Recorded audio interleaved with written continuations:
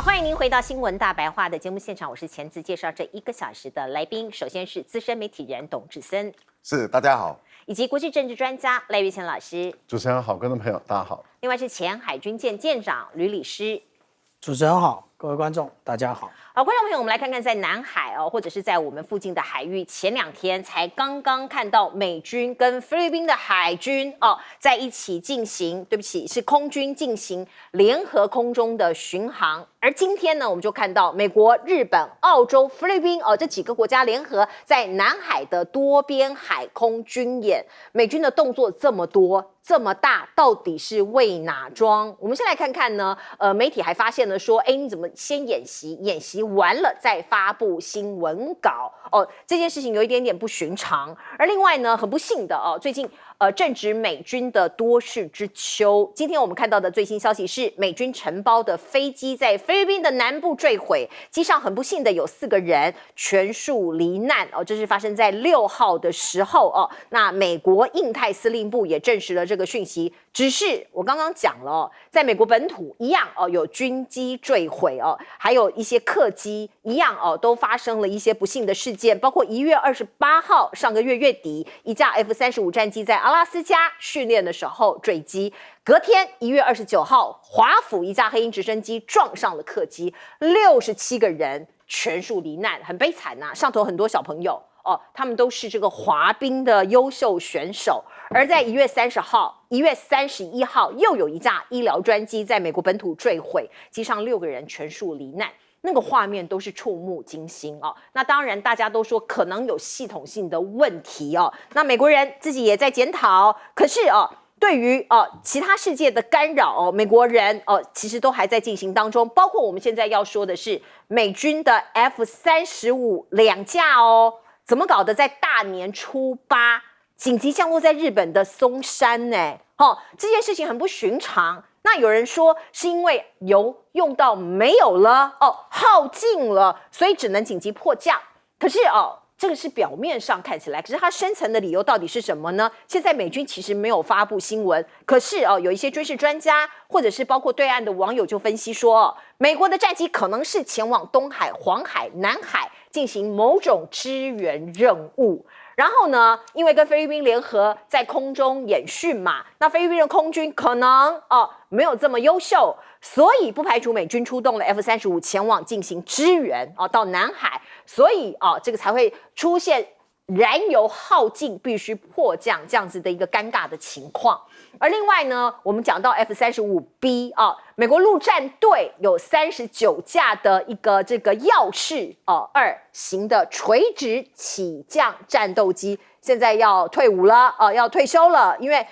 它其实也蛮老旧了那说是这39架耀式战机一半将在2026年，也就是明年要正式退役，那其余的也慢慢会在隔年的2027年逐步淘汰。那讲到军力或是武器、军武的数量跟性能，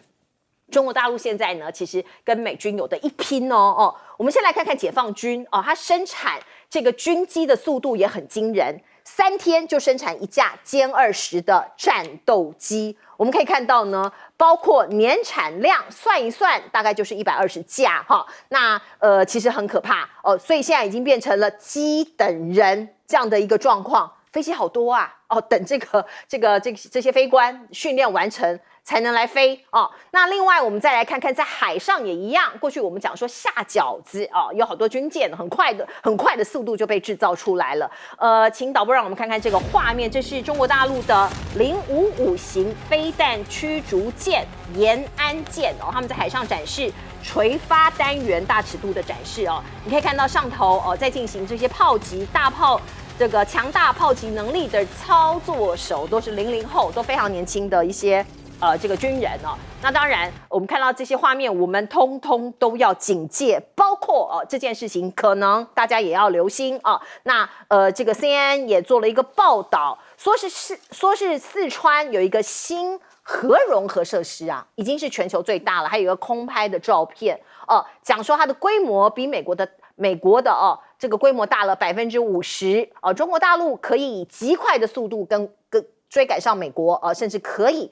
用于开发新型的核武哦。所以这是透过卫星照片，我们看到 CNN 做的一个披露哦。那这个国力当然是各种综合的展现，包括呢五角大厦说，因为川普来了嘛，川普2.0，他可能也在进行他们美军的一些整合跟调动，他的军力的集结，说是有可能要把叙利亚的美军撤出来。这个也是来自于这个 NBC News 的一个报道，说有这样的一个计划。可是如果真的把它撤走的话，美国海军目前在地中海一带就没有任何的航舰打击群或者是待命的支队这个会变成这个区域3年以来兵力驻留的最低点因为大家知道美国的强大很有一个这个很大的原因，是因为它投射很多兵力在各个区域。那另外呢，川普想要赶快把2个战场给结束包括乌克兰的战场，还有包括在中东的加萨我们看到呢，乌俄和平计划说是提前曝光了，传出来川普要求在4月20号两边要停火。那乌克兰的条件是你不能加入北约，而另外加萨走廊传出说川普要接管，美国要接管，而且呢，川普还发下豪语说不必费美国的一兵一卒那当然他语出惊人他说要把这些加萨的这个巴勒斯坦居民给移走，可是这个事情听起来是这个 Mission Impossible 这个很难很困难。那白宫的幕僚长听到川普这么一宣布，镜头捕捉到他的表情，他整个眼睛瞪超大的因为很难想象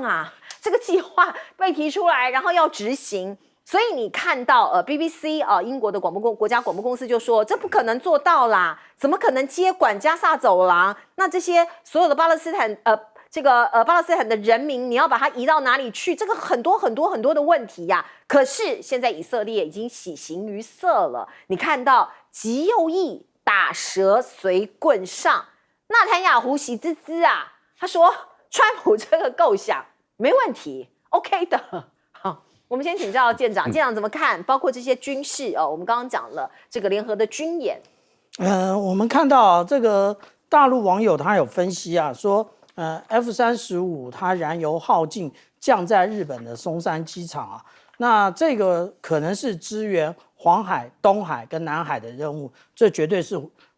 胡说八道。为什么？因为它如果在黄海出现了任何问题的话，它可以直接降到九州的春日那个空军基地就可以了。春日在九州那如果是在东海出现任何问题的话，它直接降在加索纳空军基地就可以了。它在南海出现问题的话，它就直接降在菲律宾的克拉克空军基地就好了。它为什么要跑到松山去？那其实没有理由啦。那但是呢，我们来看看其实现在我们看到这么多的军演一直在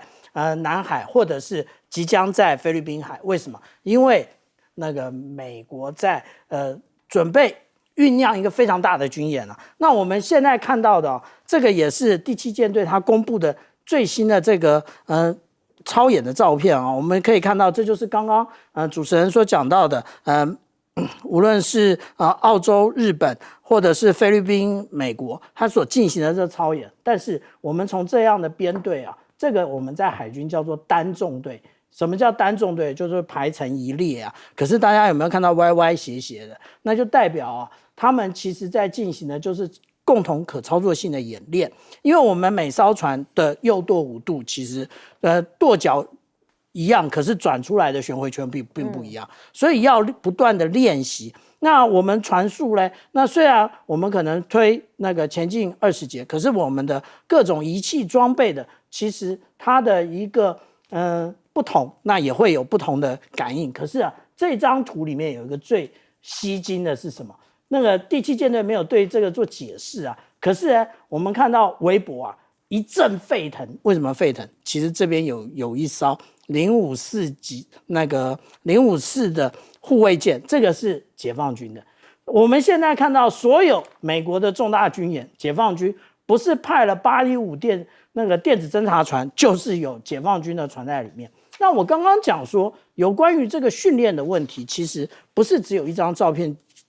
那个解释啊。那我们来看，这是另外一张照片，其实也是如此啊。我们这个在海军叫做什么？叫做同转，就是大家一起转。可是我们显然的看到，大家转的不但角度不太一样，而且速度也不太一样。我们看到中间这个从上数下来，第二个这个是最小的船，这就是菲律宾的船。你有看到它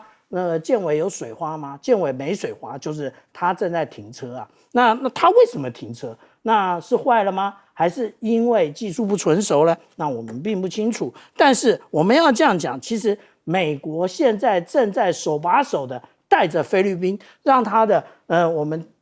之前看到 B1B 带的 FA-20的这个精英攻击机，那现在我们看到海军其实都是如此。那美国在做什么？美国其实在做的叫做集体威慑或集体吓阻。为什么？因为其实美国的军力已经大不如前了，所以我们刚刚看到他把这么多国家的部队一起拉起来，拉起来的目的是什么？也就是他在这一篇刚刚我秀出来给大家看的那一篇啊，其实是印太司令部的官网他的一篇文章。那这篇文章里面其实讲来讲去，他们也就是要包围中国大陆啊。但是呢，我们来看美军，那我刚刚讲到说，其实他军力已经不若以往了啊。那有什么可以证明呢？我再拿一个证明来给大家看。这个是最近一次的那个 USNI， 也就是美国的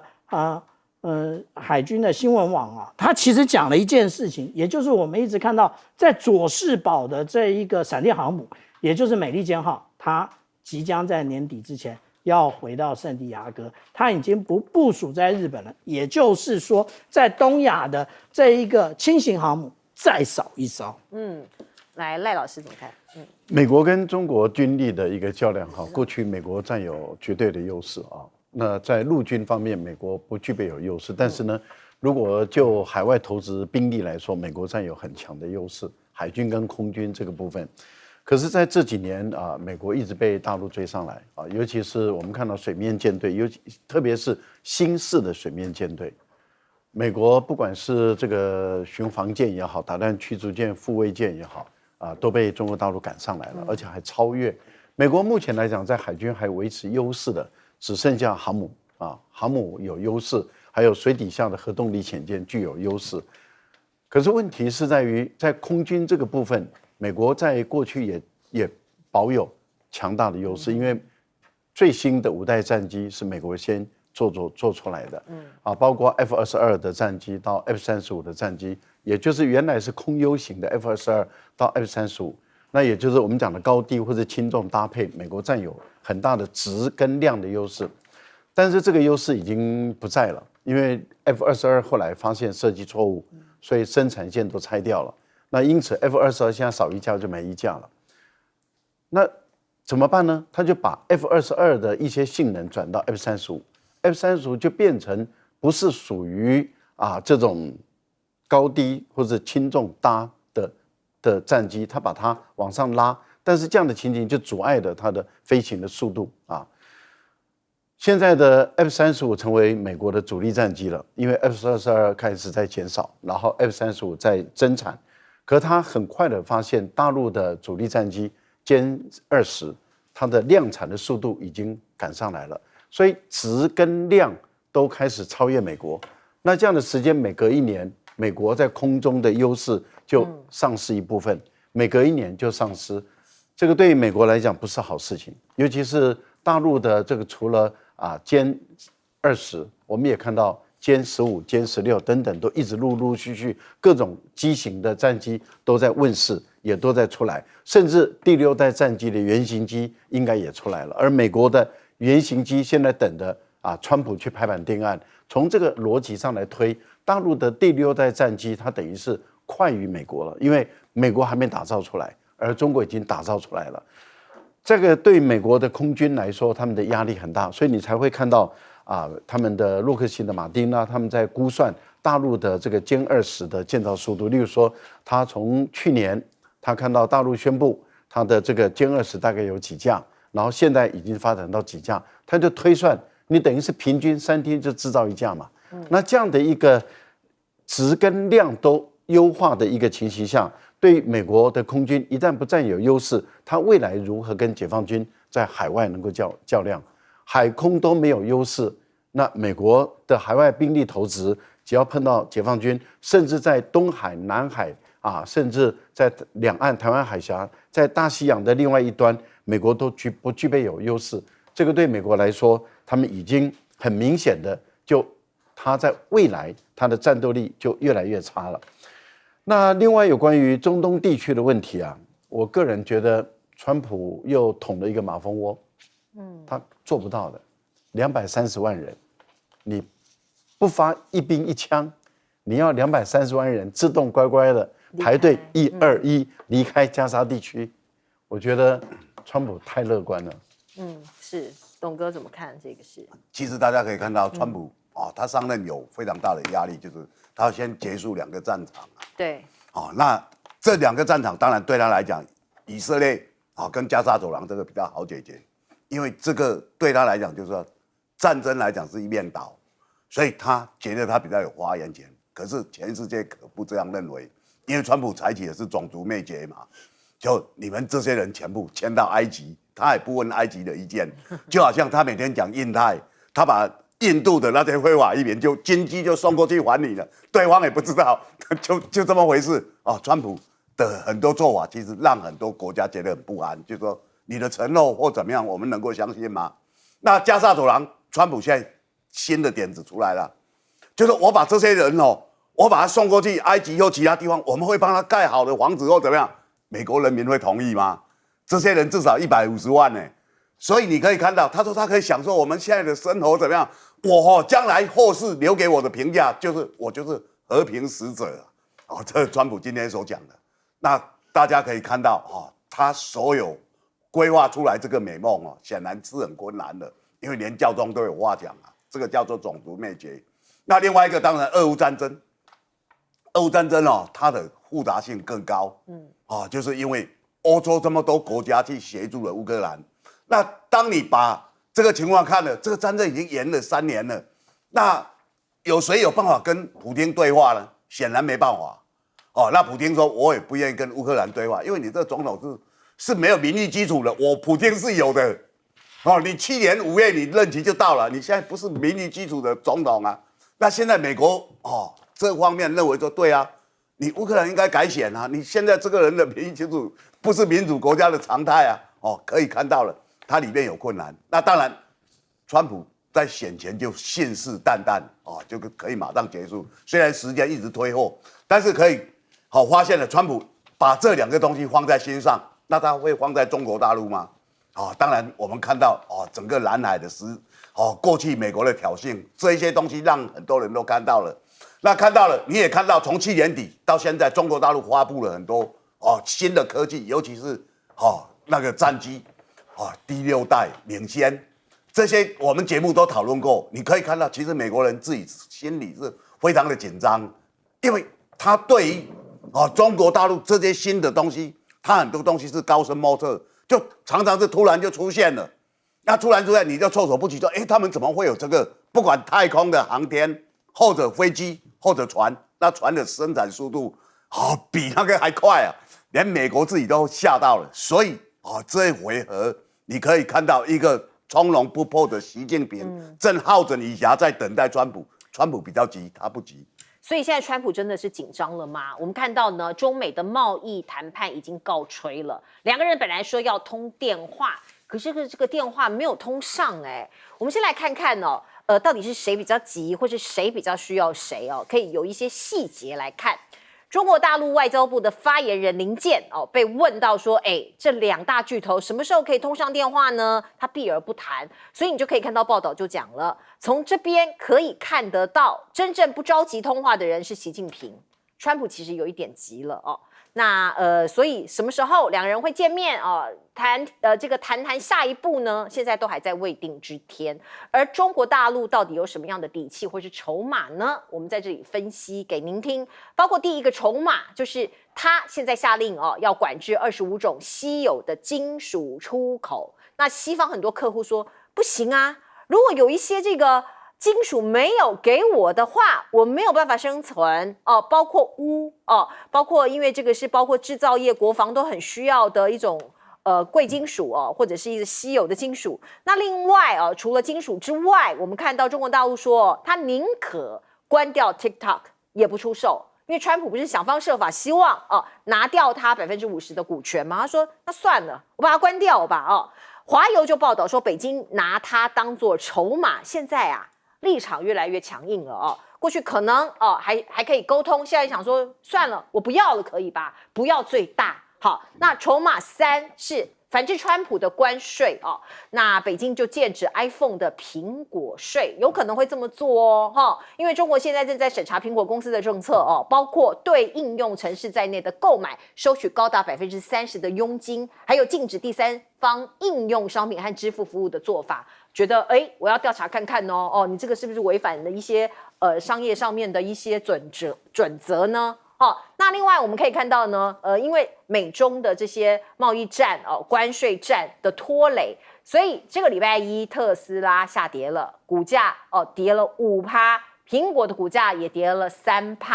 可以显示投资人很担心呐，这2家公司都是巨擘，在美中贸易中紧张，会受到很大的影响。那另外呢，我们看到中国大陆这一方面呢，也锁定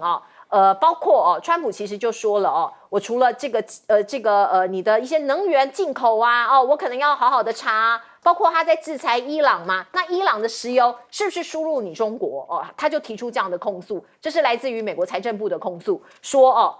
他们有查到这个伊朗武装部队啊，参谋总部还有一家被制裁的挂名公司他们去运石油到中国大陆去，所以他会寄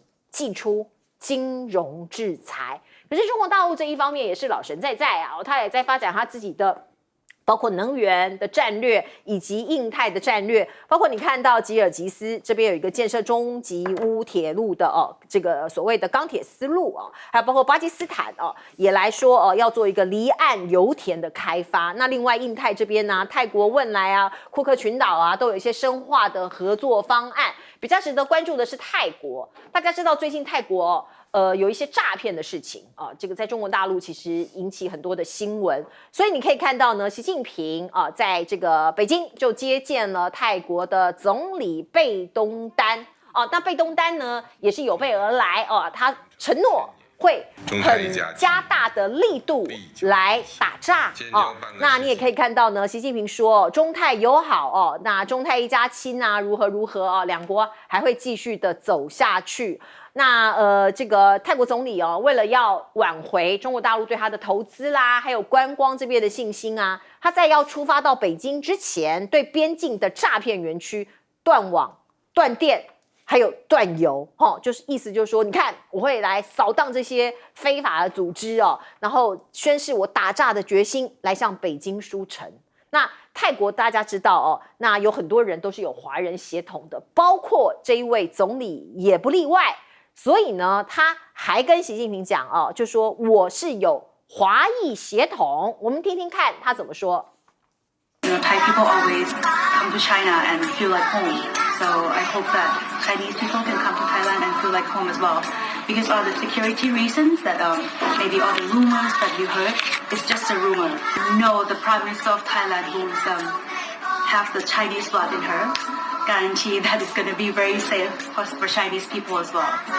好，这位非常年轻的这个女性的泰国的总理他就做了保证说你赶快来玩吧来这边旅游，因为他们损失了很大一笔旅游的观光财。最近很多中国大陆的游客不敢去泰国了。而另外在商业上面的这个合作，尤其是基础建设，包括泰国现在批准了中泰高铁第2期的工程预计2030年会完工。那这一位女性的总理到了中国大陆访问我们看到中国大陆派出了中南海最强女保镖来做护卫。镜头上您看到的这位女保镖有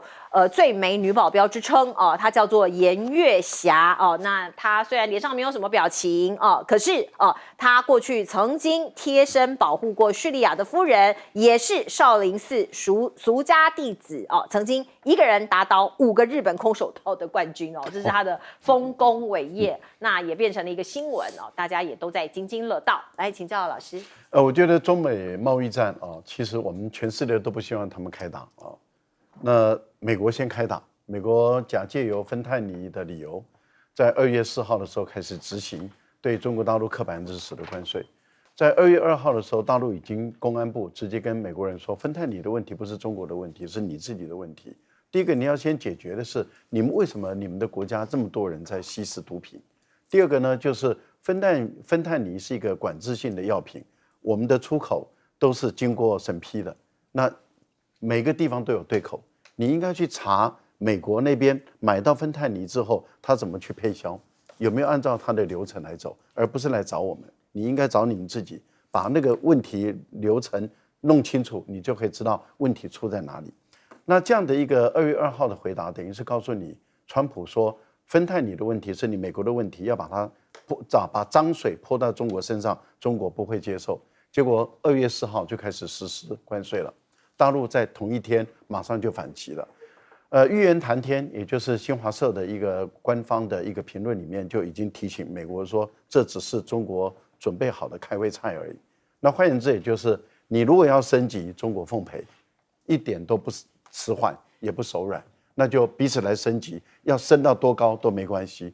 那当然，在这个之前，美国有很多弹头的经济学者就是说，哎呀，川普的这个10%的这个关税啊，就会造成中国 GDP 的0.5%的下降。就是说你打5，你的5是达不到了这个目标，我们就说你在胡说八道。中国大陆一年的 GDP 的总产值是18万亿美元，18兆，而中美的贸易才6000亿美元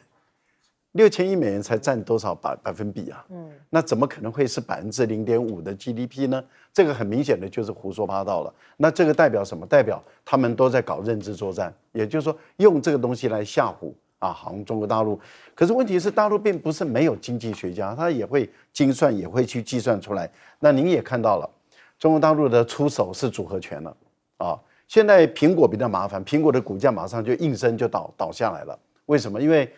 大陆开始启动对苹果的调查，这个调查一旦完成了以后因为这个都是事实，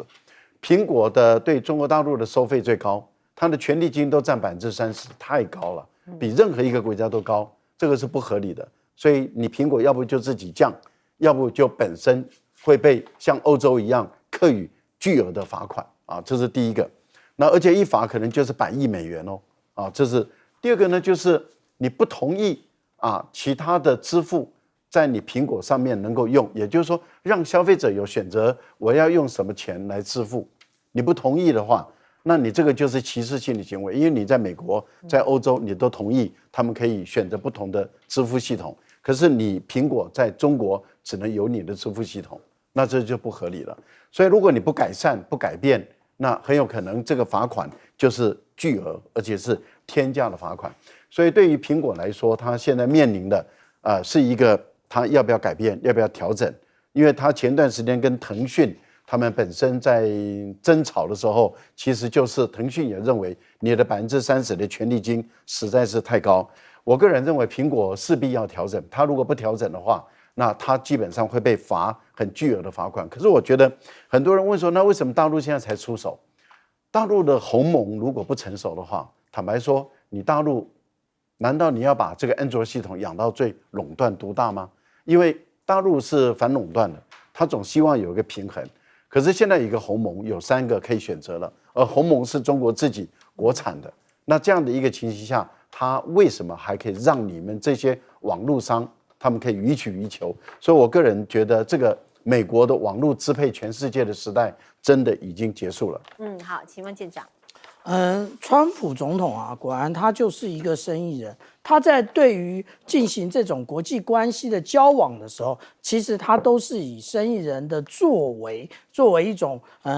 主轴那我们先看到的，也就是加拿大跟墨西哥的关税为什么延后30天，意思也就是我逼你让步。可是下一次他就会真的来，然后让你不断的就是让加拿大跟墨西哥不断的对美国让步。那他以为这样对于中国大陆也有效，但是没想到中国大陆祭出了组合拳，而且这个组合拳呢，拳拳到肉，而且川普说，这是我的第一炮哦。那但是其实中国大陆一直讲究的也就是谦和，他其实没讲的说，这个其实回敬你美国的只是开胃菜而已啊。怎么说？因为其实我们看这一些现在他对于那个有关于关税的部分那例如说产于那个美国的煤炭、液化石油气被加征那个15%的关税，可是我们问一问，现在美国那个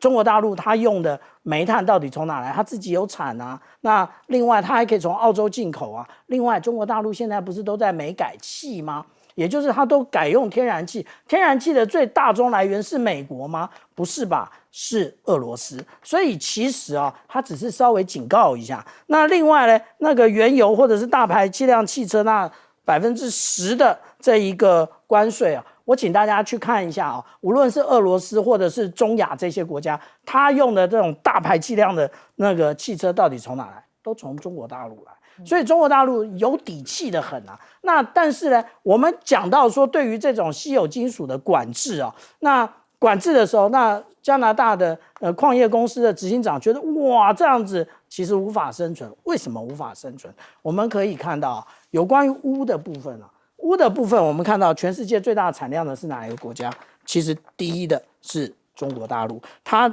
产量呢是那个66000吨那这66000吨，其实然后我们再看看第二的是哪一个国家？第二个的是越南，越南呢其实只是个零头只是3500吨而已。第三被制裁中，也就是俄罗斯。那俄罗斯呢其实也是零头2000吨而已。而且其实我们这样看也就是中国大陆现在只是给一个开胃菜，那不会让美国真正的痛到，也就是你美国你少拿这个什么第一炮来对应那个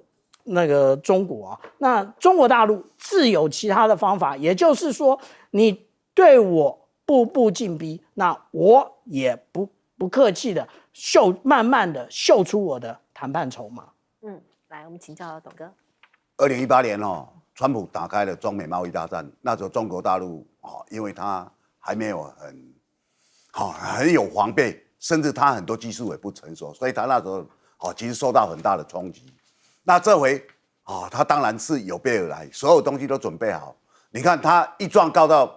世界贸易组织，马上就收件了，表示这些东西都准备好了嘛。这才几天，怎么可能？那世界贸易组织也承认他们已经收到了。所以你可以看到，这个当然对中国大陆来讲对川普的性格一定有做非常多的分析和探索。但是我们可以看到，他在最后的关头还是告诉你，中美如果再开启这样的贸易大战的话，对全世界来讲都是一个伤害。那看你川普怎么做了。川普这个人就是你对他如果很示弱或者很跪地求饶他反而看不起你。川普最崇拜是金正恩这种人像当皇帝一样。那我们可以看到中国大陆的这个阴影，当然他会有非常多的包袱，这个包袱是不得不然，是被迫的一个行动嘛。那现在中国大陆放在他很多中心是放在全世界各国非洲、东南亚中南美洲。那当然大家可以看到了，尤其在中亚这个地方的阿拉伯人，所以他的很多能力、很多科技通通在这边的输出的话，大家都可以看到非常多的成就。那当然了在我们节目里面讲到的泰国这就是塔信的女儿她现在是当那个泰国总理。那他们当然因为最近的诈骗集团台湾也深受其害，大家都很清楚那我们在那边其实是呼叫无门，我们那边很多人被救出来是台湾的帮派，我们用帮派的力量去帮他救出来那真正中国大陆他们因为整个它不止泰国缅甸就这些国家，每个国家都中国大陆跟5个国家合作，他们在5个月逮捕了7万人的犯罪分子，你谁都没办法做到，就中国大陆领导，我自己派我们的一些高手过去，我们一些军警下去，那各国就配合，所以他是真正在打诈的他真正在打诈，跟台湾我们这边讲的嘴巴在打诈是不一样。我们的打诈国家队不晓得在干嘛，政府就是最大的诈骗集团，所以你可以看到他每天在讲那些预算那些东西都是假的，那看到这些东西你就应该来省思说，中国大陆现在在打什么主意？没有错，他一边在应付美国，但他其实在全世界各地都在开拓，一边在发展他的科技、军事这些东西，他没有停顿。那我们现在还在仰赖说美国会帮我们，不会，川普根本到现在还没有提到台湾，提到台湾只有2件事，一个台积电要被骂了，过年时候要被骂，要抢走我们的晶片；第二个林义庭前期打一打，结果他变成蓝人，他把人家打败了。川普昨天还在讲这件事，所以你知道他对台湾是怎么样的印象，可想而知啊。是这个过去的这个新春假期您有看电影吗？我们看到中国大陆有一部电影它票房创下了纪录，这是来自于一个这个神话，中国神话改编的，叫做哪吒，它是第2集其实第1集在几年前已经上映过了，不过这个第2集非常厉害，它破纪录之后还继续狂飙截至7号上午已经打破了中国影史的春节档期影片的累计人次那票房现在是108.5亿元人民币还会再往上涨，因为它还继续上映，说是会延长到6个月，因为很多人想进去看那这部片到底为什么这么厉害呢？你知道他帮他的这个母公司光线媒体的股价推升到一个不可思议的地步，2天之内它的涨幅超过40%，市值暴涨了116亿元所以推出一个好的作品的的确确会收到很多的回报，像是海外版现在也要开始卖了可是还没有上映，现在已经开始很火红了，包括纽约洛杉矶现在都在增设午夜场的场次。我们看到的这个讯息是2月13号在澳洲、纽西兰上映，然后2月14号在美国、加拿大上映。所以你可以看到呢，有一些评分啦，电影网站的评分都觉得这部片拍得不错。其实它是一部动画片，那大家知道动画片就有大量的技术包括这个已经有很多网友在敲碗了，而有一名中国网友他在成都他就让大家看这个巨大的排场这个导播让我们看到巨大的排场非常的震撼。那当然如果说有人在中国大陆生活或者念书，可能可以看到这部影片。目前在台湾应该是暂时还看不到不过它中间其实有很多的细节，包括我刚刚讲动画，那动画片就有人要配音嘛所以配音的人叫做太乙真人的这个角色的配音那在原有的四川方言进行调整，变成一种很独特的叫做太乙川普。大家看到川普会觉得说是讲美国总统吗？其实不是那个是一种方言就是四川的普通话大概有一点口音这样子的一个配音的方式。而另外呢，它创造多大的商机，观众朋友，这个广告当然也是一种这个收入的方式。我们看到中国大陆的一个牛奶的品牌跟它结合在新春期间是一个最大的一个销售授权的成功品牌行销。我们来看看这个画面。紧张你5年多了，赛事登台肯定还是有点儿，你不紧张吗？紧张？小叶字典里就没这个词儿。该上场了，我在上个厕所。上船准备时间了，我牛奶也没喝完呢。好，您刚刚看到这个片段其实是跟这个广告商一起合作的蒙牛这是一个牛奶的品牌。那可是呢，大家要知道，做一个动画电影，它的特效要用很多的新的科技跟特效。包括特效镜头，说是就有将近2000个，那角色的数量也是第一部的3倍那通通都是中国本土的138家动画公司来完成的，而且包括哪吒，大家知不知道这个中国的神话，它要下海，所以要开海闹海，所以有一个海面被撕裂的特效镜头，它的直径达到5000公尺，深度3700公尺，相当于15艘航母的体积，所以它必须模拟那个海水动态所以难度据说是非常非常的高。那过去如果是10年前，如果你问这个中国大陆的观众说你喜欢什么样的特效片这样动画片，答案很可能是什么？阿凡达变形金刚哦，我们在台湾也一样。可是现在，如果你问这些中国大陆的网友哦，他们就会说哦，这个哪吒哦，所以其实这样讲一讲，很多人想说，哎，很想要看一看。那它当然很多细节啊，包括里头的一些主角啊，像是无量仙翁哦，背锅的龙族哦，它有一些寓意在后面，就是被美国甩锅的中国，还有一些政治上面的意义也在里面。那我刚刚讲到无量仙翁哦，有一个自毁丹，就是被抹黑的新冠病毒。那很多网友也都在讨论，包括天元鼎哦，分裂成5块哦，你看这个形状哦，有人就说很像美国的五角大厦。哦，那当然，有些人看到细节，那有些人是看那个整个场景，有些人是看故事。可是还有另外，在新春期间，中国大陆的这个石破天惊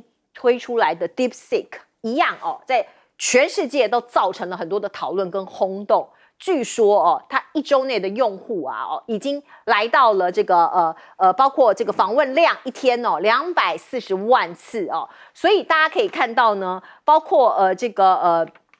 DeepSeek 的幕后推手啦，现在大家都在传哦，或者是都在讨论到底哦是谁哦。那你看玉渊谈天就讲哦，他的幕后推手其实就是美国哦，因为为什么他这么红？我们也在讨论，那是因为美国有很多的网友都在讨论 DeepSeek。哦，都说因为他宣布开源嘛，哦，那外网的讨论就开始变成爆发式的成长哦。他推出之后 ，X 平台就有1万条相关的讨论发布，因为有人讨论，它才慢慢的变得更火红。可是 DeepSeek 大家都讲说，哦，这些中国大陆的年轻的人才真的不得了，他们怎么开发出这样子的一个 AI 哦？那就有美国人他们自己在检讨说，美国放走了 AI 的钱学森哦，大家知道那是过去一个非常优秀的科技人才哦。那为什么放走他哦？这个哈佛的这个教授就写了一篇文章说，很可惜啦，因为 DeepSeek 的这个关键工程师叫潘子正，他本来是辉达的实习生，可是最后他可能觉得他的抱负没有办法施展。所以他就回到中国，就跟其他的同僚哦，大家一起研发出 DeepSeek。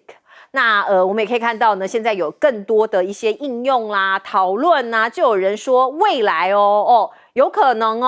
中国大陆会借着 DeepSeek 输出全球南方，然后打造一个现代版的乡村包围城市，它输出到这些国家，然后再包围所谓的这些过去发展比较前面的城市像是 OpenAI 这样子的一些国家。来请教老师。其实我们的观众朋友，你能想象一个动画片它可以卖了将近，目前的估计至少已经500亿台币哦。然后如果它在欧美的国家再上片，然后再经过6个月在网络上网络上的串流各位想想它可以创造多少财富？一个片子，其实对我们台湾的从事电影工作人来讲，坦白说真的是羡慕因为很明显的好莱坞的片子是越来越不行，而中国大陆的片子好像是一片接一片，每一年都有一些大作，然后都有一些成功的大片一直出来，这个一个在往下走，一个在往上升，而且都已经越来越是国际化了。我觉得这个是一个趋势，这个趋势已经对美国人来讲，它越来越难阻挡，因为很明显的美国好莱坞的套路被大家摸透了，而且已经觉得无趣了因为永远就是那几个套路，好像美国人要当世界英雄拯救世界一样，大家已经对于美国不是这个角色，而且硬要扮演这个角色，已经越来越不耐烦。我们看到，我个人觉得搞不好这一片也会变成这个3A 的动画3A 的游戏也可能就又会出来了，因为它的题材跟它的这些造型很有可能就会周边的延伸性的产品就会一个一个来。我们也看到了，目前大家很喜欢玩的那个公仔已经在大陆来讲已经出来。不过很遗憾的地方是在于，台湾的民众竟然还看不到这个片子。对，应该还看不到。这个时代是两岸呢，这么近这么短的距离，这么短的距离，大陆的民众都已经欣赏完了，我们台湾的民众看不到，这个我觉得不太好民进党当局心胸宽广一点好片子就让他进来，不要挡住，不让他进来。更何况我们也可以参考借鉴嘛，可以参考一下说，他怎么成功，怎么赢的而且投资这么的大，因为它的利润最少已经是40%以上。如果再加延伸性的产品，它的利润是相当可观。这个会激发起更多的演艺工业成为一个巨大的创业嘛。心胸宽一点吧，民进党当局。好，我们进一下广告。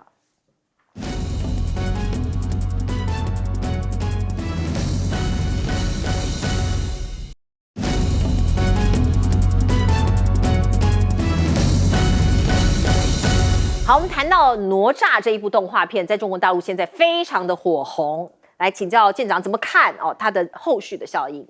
我不知道在这个刚过完的年假，大家都在看什么样的电影或者是电视啊？可是如果说我们看串流平台的话，它竟然把那20-30年前的电影全部通通搬回来了。那如果我们来看有线电视的话，他们在24小时重播陆剧，那这个代表什么？这个代表其实也就是这一个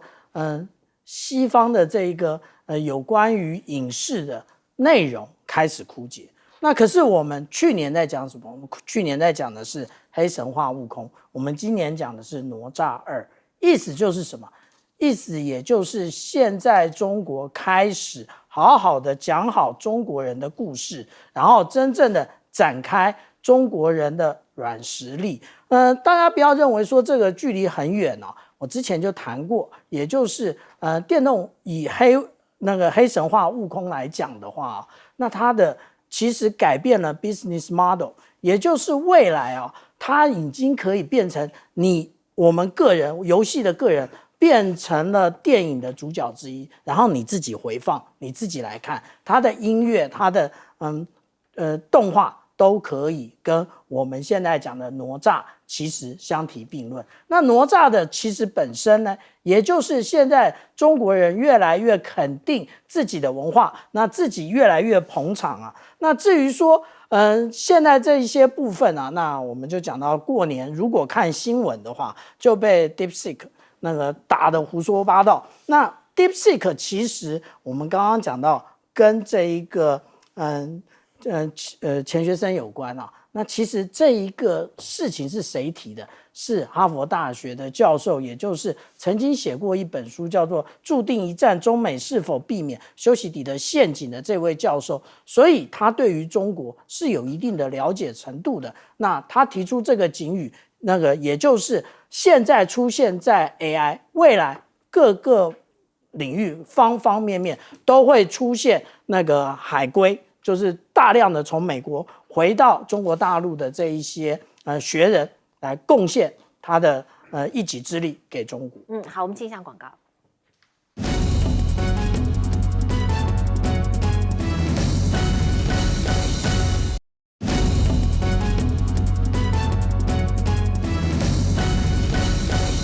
好，这个时间留给董哥。川普上任的时候，大家注意他的就职的台上坐了5个科技人贝佐斯、祖克伯然后马斯克，然后周受资就是 TikTok 的执行长，然后还有一个很重要的人，就是 OpenAI 的奥特曼。奥特曼最近受了很大的打击，为什么 ？DeepSeek 出现了，那他后悔莫及啊！他觉得说我们那时候我们是取得领先的，我们那时候开发的这一套本来是要开放的，那现在为什么它造成这样呢？他说，因为他们走在历史错误的这一端了。为什么走在这？你本来应该开源嘛，